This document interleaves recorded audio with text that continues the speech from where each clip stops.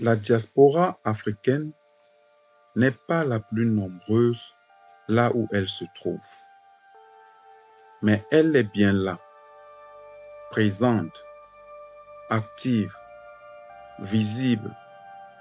Pourtant, elle peine à exister collectivement.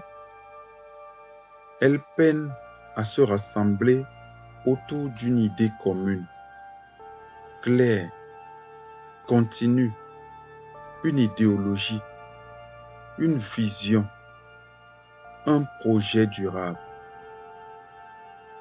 Parmi les différentes diasporas installées dans les pays du Nord, la diaspora africaine se distingue, mais pas toujours pour les bonnes raisons.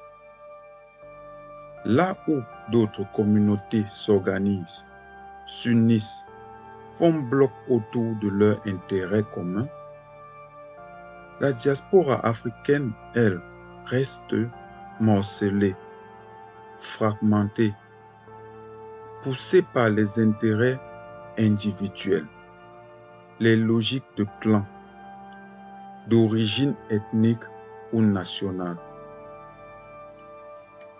Elle peine à construire un socle commun, un mouvement collectif, une force d'influence reconnue. Et cela a un prix.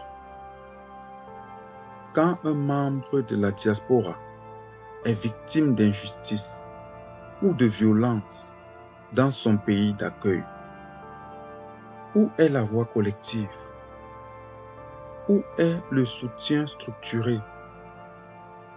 Où est la pression organisée? Quand les décisions sont prises au niveau local ou national dans les pays d'accueil, où sont les représentants crédibles de la diaspora africaine? Où est le lobbying africain? Où est l'agenda commun des Africains?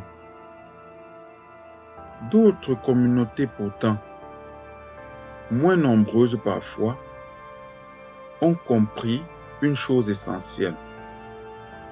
La protection des leurs dépend de leur capacité à s'unir,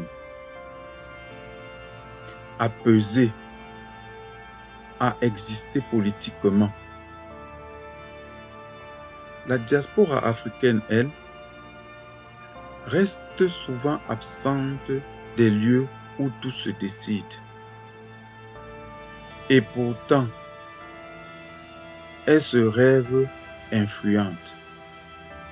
Elle se dit prête à gouverner, à rentrer, à prendre part à la reconstruction politique de l'Afrique.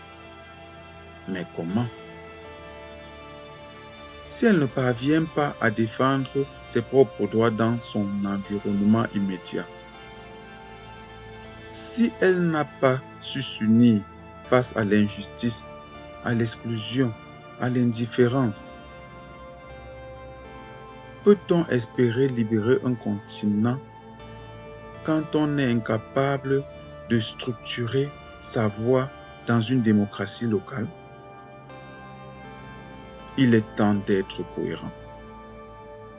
Il est temps que la diaspora africaine cesse d'attendre qu'on parle à sa place. Elle doit s'unir au-delà des origines, des langues, des drapeaux. Elle doit structurer ses luttes. Elle doit bâtir son influence là où elle vit. Car une diaspora désorganisée ici ne sera jamais une force politique crédible là-bas. Le changement commence là où vous êtes. Diaspora africaine, que bâtis-tu? L'unité ne se décrète pas, elle se construit.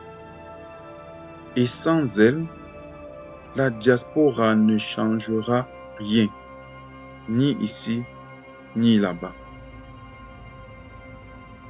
Qu'en pensez-vous? Donnez-nous vos avis en commentaire. Si ce contenu vous a plu,